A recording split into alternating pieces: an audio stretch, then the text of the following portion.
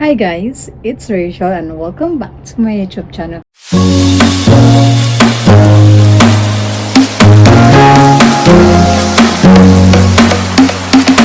So for today's video guys is I'm going to talk about how to save 10,000 pesos in 3 months. I think you can do it because I did it and you can do it, so we can all do it. Saving 10,000 in 3 months is really doable if you are just kugihan bitaw ka. Naadyo kay motivation nga dapat sa 3 months na nakoy 10,000. Even student ka or even working sales lady or cashier sa mall or bisag asa, maka 10,000 ka in just 3 months. So 10,000 in 3 months is totally doable. That's about 3,333 per month. O, di ba? Bugat kayo siya, guys! Yes! Yes! Pero, if dili mo kaya ang 3,333 per month, is you can do 111 per day. O, di ba? Bugat po siya. Here's a simple plan to help you reach your goal depending on your situation. So, dili ko maingon nga nag-work sa ko, mag-work sa inyo ha. Yes, let's do it guys! Do it! Just do it! So first thing foremost is I'm going to talk about breaking down the goal. The goal, which is the 10,000 pesos! This breakdown of the goal is divided into 3. So first thing is bi-monthly, bi-weekly, and lastly is daily. Monthly, we have 3 months, that's the goal. So as I've said earlier, you are going to save 3,333 per month. Okay? So first month, 3,333. Second month, 3,333 up until the third month, which is 3,333. Yung mind, dili nyo kaya ang monthly, kaya ra guro na nyo guys, no? Naman 15 to 30. So, kaduha mo magsweldo sa usa ka buwan. So, pwede siya ninyo i-divide ang 3,330 by 15 and 30. So, nextly, if dili nyo kaya ang bi-monthly, there's weekly. For 3 months, there is 13 weeks. O, diba? Taas-taas ka na siya guys. So, sa 13 weeks, you're going to save 770. So, ni kanam siya kagamay, di ba?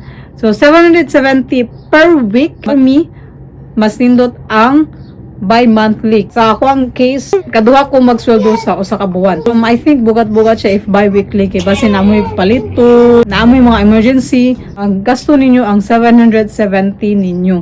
So, much better ato mo sa monthly. And then, we have daily, which is mo ni ang taga-adlaw ninyong i-save sa usa sa tulo ka buwan. Sa daily, siya 90 days before ka mabot sa 3 months.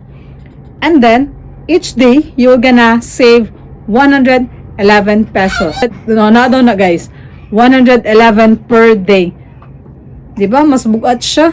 As I've said earlier, ngarag yun na sa inyo ha guys. If unsaon ninyo pag save ang inyong money within 3 months nga makaabot mo og 10,000. Next that I'm going to talk is a monthly plan. A credit plan, like mapalit mo og cellphone, naaman na siya credit nga pila mong bayaran kada weekly or every day. What I have created a monthly plan. So the monthly plan is divided into 3. So which is the week, the amount you are going to save, and some tips that will help you in reaching the goal. So week 1, the amount you are going to save is 800 pesos. Okay? Sa usara ni ka buwan guys, can repeat this one up until 3 months and then you can reach your goal, which is the 10,000 pesos. For week 1, the tips that I'm going to give is skip take out and just cook from home. So, di ba, mas nindot siya if adto ka magluto sa inyo ha. sa ako ang case, dili jud kay ko tig palit sa gawas. As much as possible magbound jud ko og pagkaon adto sa work, kay para dili ko mo attempt nga mo adto sa gawas mo palit og ani, kaysa among workplace guys is na siya free coffee and free water, pero ang food dili siya free. The tips that I've said is skip takeout, which is going outside, buying food outside. So mao na siya ang reason sad nga nung dili mo makasave. For week 2, the amount I'm going to save is 1,000. And then, the tips is you are going to sell unused items. So, pwede mo mamaligya guys. Mga gamit ninyo nga wala na ninyo gigamit. 'Di ba?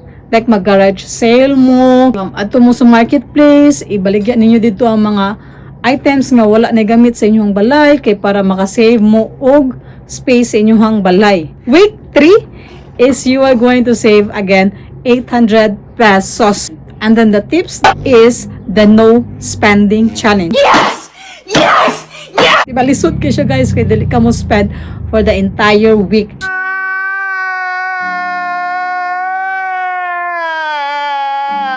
Pero if naamoy goals in inyong mind, I think kaya gyud na ninyo guys ang no spending challenge. Sa akong case, nakaya gyud na ho. Yes! Yes! Yes! Even though, you know, cravings, palit ito, palit tiri. Pero naamo ko'y goal nga makabot ko og 10,000 for 3 months.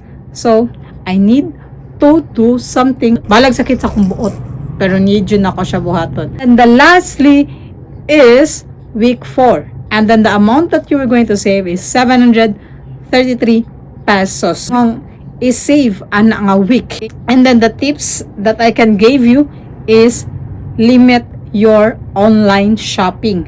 So as much as possible, wala kay paliton sa TikTok, wala kay paliton sa Lazada, wala kay paliton sa Shopee, basta sa kana nga week wala kay paliton. Sa ako nga case kay di man jud kay ko mag scroll sa TikTok, nya man kay basta naay maganahan kay palit dayon.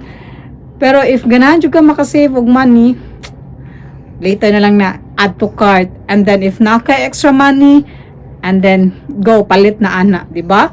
Ano na siya kasayon guys. Mo na siya ang monthly plan nga akong gisunod. And then, repeat lang yun na siya guys for 3 months. Let's see if we can do it because I can do it. Ay, fuck, ganun. Next is I'm going to give you some saving tips. Charas. Saving tips. So, the first saving tips that I'm going to share to you is set a budget. So, kailangan mo i-track imuhang income, imuhang expenses, and then mag-cut ka og mga essentials nga dili dapat, like online shopping, coffee sa gawas, night out, dinner out, lunch out, basta ka na tanan, imo na siyang inayan og cut. Like for example, ang milk tea or coffee like sa Starbucks or sa Little Tea or sa Uncle Drew, muadto mo dito ang price sa Starbucks inyong ganahan is 120 per day. 120 times 1 month is equals to 3,600 pesos a month. So, diba, tako kay siya imuhang magastos sa masige lang kag coffee every day. Nga, pwede man ta kag magtimpla lang kag 3-in-1 or coffee ko blanca, nya mag-mix-mix ang ka dito, mupalit ka sa grocery og milk, nya mupalit kag condensed, nya palit kag coffee ko blanca. Ay, lami kay na guys. I've tried it and it's lami. Next is food delivery. O kana mga Grab, mga Food Panda. Di man gid may tabo nung dili ta maka-Grab or maka Food Panda kay kapoy nagawas, nya ganahan kaani nga pagkaon. Pero limit lang jud siya guys. Be responsible. And the next one is impulse shopping or online checkouts. So man ako ang giingon ganina nga limit ang inyong online spending or shopping niyo, i-limit na. Basta di after 3 months na nakay 10,000 o di ka na imong igasto, labay na dito unsa imong ganan paliton, di ba? So the next step in saving up money is set aside money. So pay yourself first. What does it mean? So bayaran sa nimo imong self sa katong 3,300 per month. And then after ana, hala sige, asa ninyo ipanggasto inyong kwarta, like bayad sa rent, inyong grocery, bayad sa water bill or etc. So dapat i-separate na ninyo daan ang inyong money kay para makaabot mo 10,000 in just 3 months. Or pwede rin butang ninyo siya or transfer ninyo siya sa laing account, mag-create mo second account sa inyong bank account, dito ninyo siya ihulog. Dili mo ganan sa bank ay lisod, o ato mo sa GCash, ato mo sa Paymaya, ato mo sa GoTime. So guys, daghan kayo mga online banking na karon. So pwede na ninyo dito ibutang inyong money. And then the third one is side hustles. There's a lot of side hustles na na siya tanan sa TikTok. Pwede nyo mag-scroll sa TikTok on sa mga side hustles like virtual assistant. Pwede mo mag-virtual assistant guys as a side hustle. Pwede mo maninda, pwede mo mag-cash in, cash out sa GCash. Is the last but not the least is the no spending days. So first week, dili mo spend. Kung madagyo ninyo for the entire month, ayaw mo spend. Kaman sa 3 months hala, dira palitanan sa inyong gusto. So 10,000 is just an easy step for you on how to save your money. Okay, if makabot ka na guys, masig ma-inspired next month nga. Mo na niya akong buhaton kay para dili ko mahutdan og kwarta. Ngagid siya advantage ang mga inani nga topic kay what if di ay gamiton jud ninyo ang 10,000 in after sa 3 months. Or like, if naamoy ganahan paliton, pwede na inyo gamiton siya kay man naman mo tanan. Ay mo ang no spend challenge for the entire month or for that week, ma-paid off kay na kay 10,000. So that's it guys. I hope na-inspire ta mo nga makasave mo 10,000 within 3 months. So if you like this video, please give this video a big thumbs up and comment down below. Share also this video. I'll see you guys in my next video. Bye! Mwah.